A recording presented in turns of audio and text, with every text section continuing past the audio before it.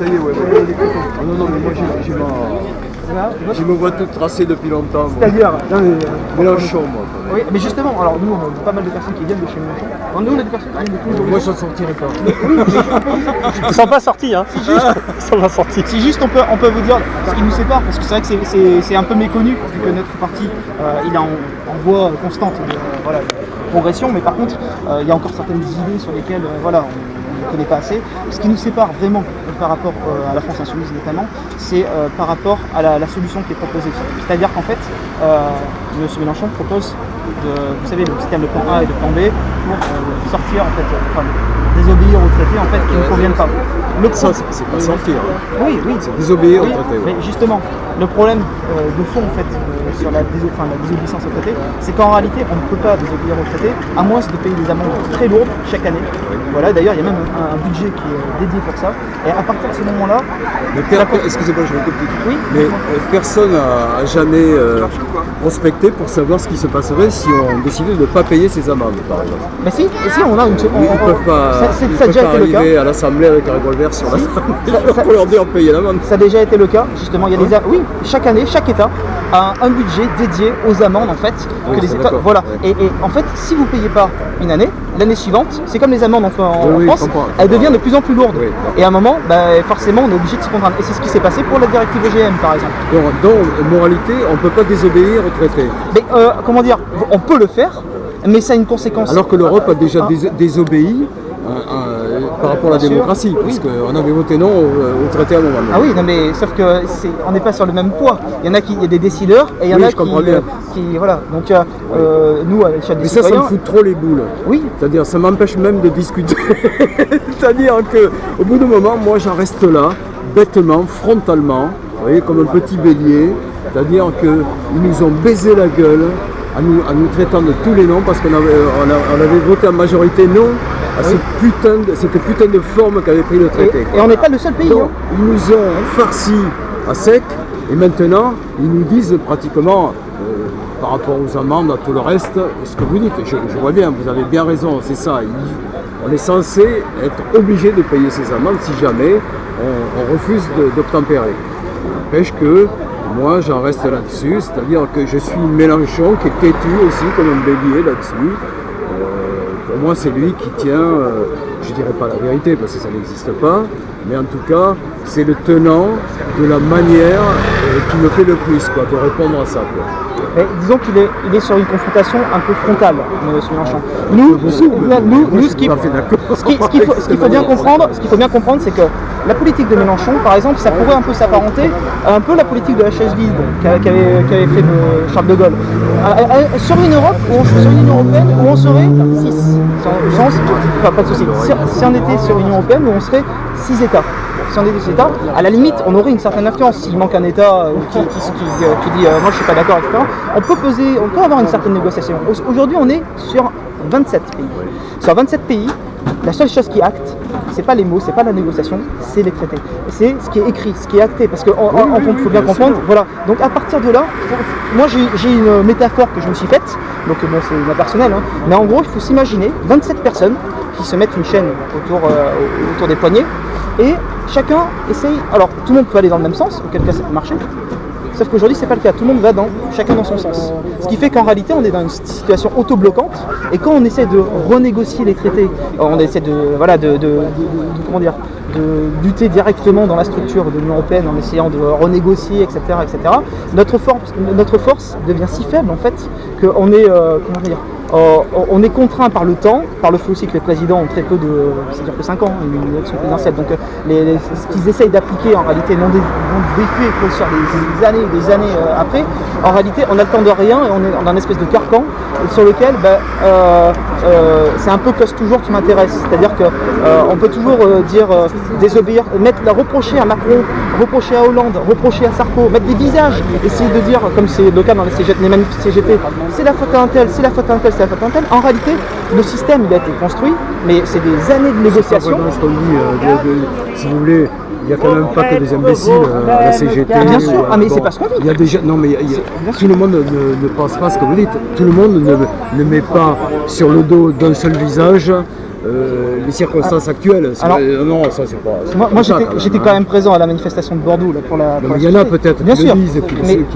Mais Voilà. reconnaissez quand même que très souvent les personnes, enfin les personnes s'en prennent aux acteurs du jeu, c'est-à-dire aux politiques qui sont en place, et jamais aux politiques supérieures en réalité, parce que la Commission européenne, les directives. Mélenchon, c'est pas le cas. Mélenchon, c'est quand même quelqu'un qui a une analyse plutôt globale, quoi, quand même des choses, quoi, même planétaire, je veux dire.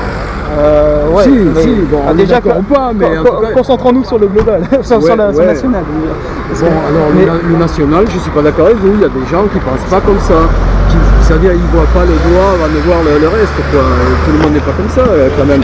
Mais en même temps, comme au sein de tous les partis, il y a des gens qui voient plus clair que d'autres, c'est sûr, ouais, mais d'une manière, comment dire, à la tête de la France insoumise, c'est pas comme ça que les choses sont vues. Ils sont pas assez bêtas pour penser qu'il n'y a que Macron qui soit. Alors justement, au niveau de Macron, Macron n'est juste qu'un pantin en fait dans l'idée. Et en fait, nous, on s'attaque au traité de l'Union européenne. Donc avec en fait des articles, par exemple pour la SNCF, on va dire qu'il y a un article associé, c'est l'article 106, qui dit qu'il y a le service public doit être démantelé. Et donc en fait, notre cible, c'est pas Macron. Macron, en fait, on n'en a rien à faire de Macron. C'est en fait ce que nous, on veut combattre, c'est de sortir de ce traité de l'Union européenne, parce que dans l'article 106, c'est écrit que le service public va être démantelé. Ça va prendre 5 ans, 10 ans, peut-être 15 ans, mais on va dans le sens de démanteler. Donc là, vont peut-être négocier pas forcément le démantèlement, mais vont prendre un petit bout. C'est l'analyse faite par la CGT en sortant de la Alors pourquoi ils s'attaquent pas sur à l'Union européenne? Et dire, bon, on ne peut pas violer un traité. Violer un traité, ça ne se fait pas. C'est-à-dire qu'on met en cause notre parole. Donc c'est pourquoi il faut sortir. Oui, d'accord. Ils s'attaquent à l'Union européenne simplement. Si vous voulez, au bout d'un moment, on est bien obligé quand même, si vous voulez, la représentation figurée de notre président, elle incarne symboliquement ce qu'on ne veut pas en Europe, puisque de toute façon, lui, il symbolise à fond les ballons, vraiment exactement le traité européen. Alors, mais qu'est-ce que vous en disiez? Il le respecte. Qu'est-ce que vous en disiez? Si vous voulez, c'est pas la personne qui est attaquée, c'est le symbole. Donc le symbole national, puisque vous vouliez revenir non pas au global mais au national, le symbole national de ce que représente tout ce qu'on ne veut pas en Europe, chez nous, nationalement, c'est le gouvernement en place. Et qu'est-ce qui est fait dans ce sens alors? Justement, qu'est-ce qui est fait dans ce sens? Comment on fait pour justement sortir de ça? Non, c'est pas une solution parce que ça n'a aucun impact sur le. Vous croyez que s'il n'y avait pas la rue en ce moment et la grève, on s'y prendrait mieux? Depuis combien de temps il y a des grèves? Depuis combien de temps il y a des grèves? Ça commence depuis toujours. Non mais je suis d'accord, le principe des grèves, ça permet à chacun de s'exprimer. Mais fondamentalement, j'ai découvert ça assez récemment, c'est que ça ne sert à rien. Et ça ne sert à rien dans le fait. C'est en partie vrai. C'est mais dans le côté même dans le discours. C'est même pour le dire. Et justement, nous, on s'attaque à la source du problème. Par défaut, je dirais que voilà. Il y a un moment où on va dire de guerre lasse, quand on voit exactement, quand on fait le constat que vous venez de faire, qui est juste, on passe tous par des moments comme ça où on baisse les bras, on se dit bon, la grève ça sert à que dalle. Non, je dis que non, on dit pas ça. Non, je baisse pas les bras. Jamais. C'est pourquoi je suis ici, c'est que je ne baisse pas les bras. Je ne baisse pas les bras. Sur la grève. Oui, mais globalement, oui. C'est en dévie. En fait, on pense que le problème de ce qui est défendu par les grèves très souvent, c'est jamais le jeu, c'est toujours les acteurs en place. C'est-à-dire que le problème, c'est comme dans un jeu, les règles du jeu sont asymétriques. Mais là, je ne me suis pas, parce que depuis le temps que je suis Mélenchon, ça fait belle lurette quand même qu'il essaie d'avoir une analyse du pourquoi les choses sont comme ça, avec ce libéralisme barbare, on va dire. Mais nous, on vous le dit, c'est ça, on vous le dit. Mais non, mais il le dit pas proprement que ça vient de l'Union européenne. Une fois qu'on l'a dit, d'accord, qu'est-ce qui sera plus efficace une fois qu'on l'a dit? quelle Oui, mais action on porte sur il n'y a qu'une seule action. Celle-là, c'est écrit là. C'est là en fait. Non, non, il y a qu'un. Pardon, il y a un seul mot, voilà. Bon. Le Frexit. Je vais prendre votre flyer. C'est ce terme qu'il faut utiliser. En fait, là, ce qui nous différencie, c'est ça, c'est l'article 50. C'est-à-dire qu'en réalité, ça, c'est la seule clause écrite qui nous permet de sortir de l'Union Européenne proprement, c'est-à-dire en respectant les règles, en ne se mettant pas tous les acteurs de l'Union Européenne à dos, parce qu'en réalité, désobéir, c'est se mettre en réalité tous les autres acteurs à dos, c'est-à-dire que il y a des choses qui ont été actées. Aujourd'hui, on est 27 pays. On n'a plus le pouvoir de négociation qu'on pouvait avoir avant. C'est-à-dire que là, à 27, on s'en cantonne à ce qui est écrit, ce qui est acté. C'est comme sur un contrat. Sur un contrat, à l'assurance, vous n'allez pas essayer de... Enfin, vous pouvez toujours négocier, etc. En réalité, là, on a un contrat de 27 pays. À partir de ce moment-là, la seule chose qui acte, c'est l'écrit. Et c'est ce que nous cache malheureusement... Enfin, je jette pas l'opprobre sur aucun parti en particulier, c'est-à-dire sur Mélenchon, sur le FN, sur qui vous voulez. Comment dire, il y a des choses, il y a de la nuance partout, c'est-à-dire il y a des choses intéressantes partout. Faut pas être fermé comme ça. Mais simplement, la seule chose, la seule différence, c'est que dans ce que propose le mouvement de l'Union populaire républicaine, qui est un mouvement en réalité de large rassemblement, parce qu'il y a des personnes qui viennent de partout. Il y a beaucoup de personnes qui viennent de la France Insoumise, de chez Mélenchon. Il y a des personnes comme moi qui viennent de la ligne de Dupont-Aignan.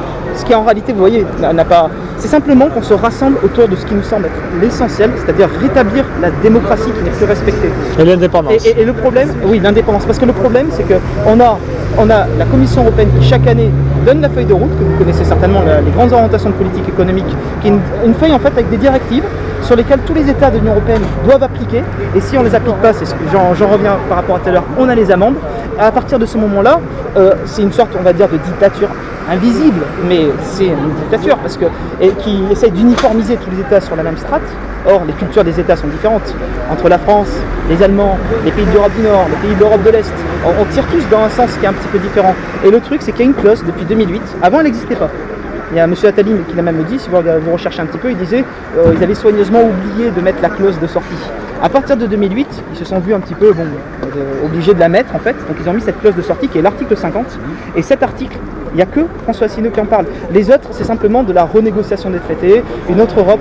Et le problème, c'est que cette autre Europe aurait pu être possible à l'échelle avec un nombre d'acteurs réduit, c'est-à-dire 6 États par exemple, mais elle est impossible à 27. Et comment dire, on est dans un système en fait qui est auto-bloquant et qui fait qu'aujourd'hui le fond du problème, c'est pour ça qu'on vient un petit peu de tous les milieux, on essaye de se revenir sur l'essentiel, c'est-à-dire remettre du vrai débat politique en France, que quand on vote pour une personne qui est à gauche, on ait une politique qui soit menée de gauche et pas une politique ultralibérale instaurée par l'Union européenne. Et quand on vote une politique de droite, on ait une politique de droite. Le problème, c'est qu'aujourd'hui, vous mettez François Hollande, Sarkozy, Macron, vous mettrez même demain M. Mélenchon, malheureusement. Enfin, nous, à notre sens, pour nous, il sera cantonné aux mêmes règles. Et le problème, c'est que tant que ces règles, tant qu'on est cantonné à ce cadre, et malheureusement, on est soumis en fait aux intérêts de tous les autres États en fait de l'Union européenne. Et à partir... Oui, mais sauf que Mélenchon, il n'est pas pour ces règles. Oui. Il est pour changer les règles comme vous, de toute façon. Mais le problème, c'est que la manière dont il s'y prend, le problème, c'est que vous connaissez le plan A et le plan B. C'est-à-dire que le plan A, c'est une sorte de renégociation, et le plan B, c'est allez, on s'en va. Sauf qu'en réalité, il ne parle pas déjà d'article 50, dans le plan B, il ne parle pas de l'article 50. Donc en réalité, il veut juste arrêter de payer, il veut juste arrêter de... Et violer les traités, et ça c'est très très mauvais. Violer les traités, c'est très mauvais. Et le pire dans tout ça, c'est que normalement, le président de la République est censé être le garant du respect des traités. C'est-à-dire que quelqu'un un président qui violerait les traités, c'est un président qui viole la Constitution française. Alors, qui viole la voix de la France. Admettons que M. Asselineau. M. Asselineau... Le mouvement l'UPR plus largement, il n'y a pas que M. Asselineau. Arrive au pouvoir, qu'est-ce qu'il fait alors? Comment il agit? Alors, c'est très simple. Qu'est-ce qu'il fait? Il est très simple. Alors déjà, à l'heure actuelle où je vous parle, parce qu'après il y aura peut-être des choses qui d'ici là vont peut-être évoluer, parce que je suppose que tu en parles dans une vidéo. Mais là, à l'heure actuelle, on est pour une sortie comme le Brexit en fait, c'est-à-dire comme le font les Anglais, c'est-à-dire une sortie de l'Union européenne par l'article 50, c'est-à-dire qu'il y a un certain temps. Ça ne se fait pas du jour au lendemain, on le voit bien, le Brexit. Par contre, il y a certaines conséquences qu'on peut déjà anticiper. C'est-à-dire que là, si on regarde le Brexit, les marchés financiers, les sociétés qui délocalisent en Angleterre et tout ça, les sociétés anticipent. Donc en réalité, les résultats qu'on nous disait disait avec le Brexit ça va être terrible, etc. Même si il n'a pas eu encore lu, il a pas été concrètement, enfin il n'est pas encore fait, il y a encore des négociations, mais on voit bien que les Brexit sont sur un hard Brexit, c'est-à-dire que c'est une vraie sortie, et on voit bien que les marchés financiers, la manière dont ils répondent, les sociétés qui vont investir en Angleterre de plus en plus, et l'Angleterre qui se porte en réalité beaucoup mieux que ce qu'on essaye de nous faire croire, en réalité, voilà, on est loin de l'espèce de schéma diabolique qu'on essaye de nous faire croire sur la sortie. Donc la première chose à faire, c'est la sortie de l'Union Européenne par l'article 50. C'est la seule règle, enfin, c'est la seule option possible en fait pour pouvoir sortir sereinement sans se mettre à dos nos partenaires européens en étant dans les règles en fait, tout simplement. Donc, pas dans les règles. En fait, on est le parti qui essaie de respecter les règles. On n'est pas, c'est-à-dire on est l'opposant, on va dire, sérieux sur ce plan-là. Parce qu'on respecte les règles. On n'est pas sûr on veut respecter les règles, de l'agitation. On s'en réfère à l'écrit. Bon, cet article, évidemment, comme la plupart des articles, je ne les connais pas. Hein, oui, à l'époque du traité, lorsque j'ai voté, j'ai regardé un petit peu. Ça allait passer, je ne suis pas un juriste, hein, donc j'ai pas fait droit. Donc, ça veut dire que au sein du traité, il y a un article qui permet de s'échapper, de s'évader de la structure européenne sans créer de problème. Non, c'est ce qu'a fait le Brexit.